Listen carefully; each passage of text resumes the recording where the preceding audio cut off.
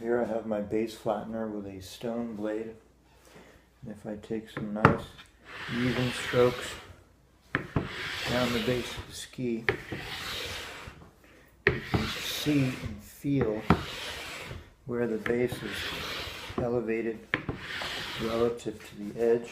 So I'm taking off that heightened base material so that I can properly sharpen my edges.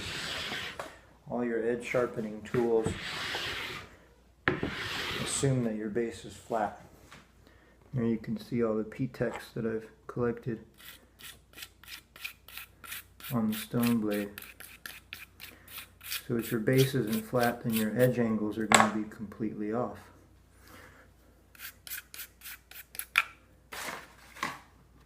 Here's that, and then all that. Cool, huh?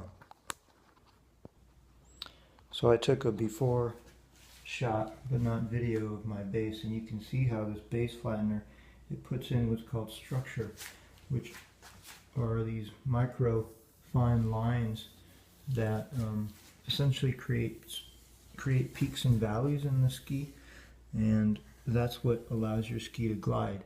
If this was completely flat like glass, your ski would stick, just like a wet glass would stick to another piece of wet glass. We want some valleys there and peaks, so this is just adding texture essentially. So now that we got our base nice and flat, put the ski on its side. We use our edge tool with a 1/2 degree side angle. Make sure there's nothing on this so the base doesn't get all scratched up.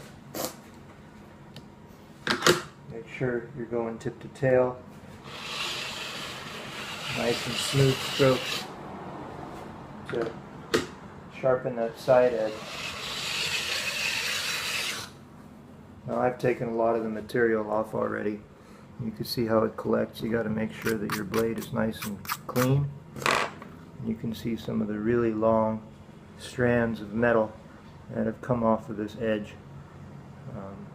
because we got a nice clean base to start with. And we get a nice angle of 0.5 degrees, 1/2 degree on the side and 1/2 degree on the bottom. So we get a nice little bevel to it. So now that we've made this edge nice and clean, and we've used the file to essentially sharpen it to 0.5 degrees on the side edge and the base edge, and it's nice and clean and sharp, we need to go ahead and use these diamond stones to polish and harden the edge so it lasts longer. We'll start with the blue, which is the coarse diamond edge or diamond blade, and make sure that it's wet. You want to moisten it, and it doesn't matter what direction we polish in. We can go forward and backwards. It doesn't really matter. I like to get the edge a little bit wet as well, just so there's plenty of water along it. Doesn't get dry, and we can polish lightly, peeling the rust spots melt away, and making this edge super shiny and smooth, as well as hard, so it stays sharper longer. Cool, huh?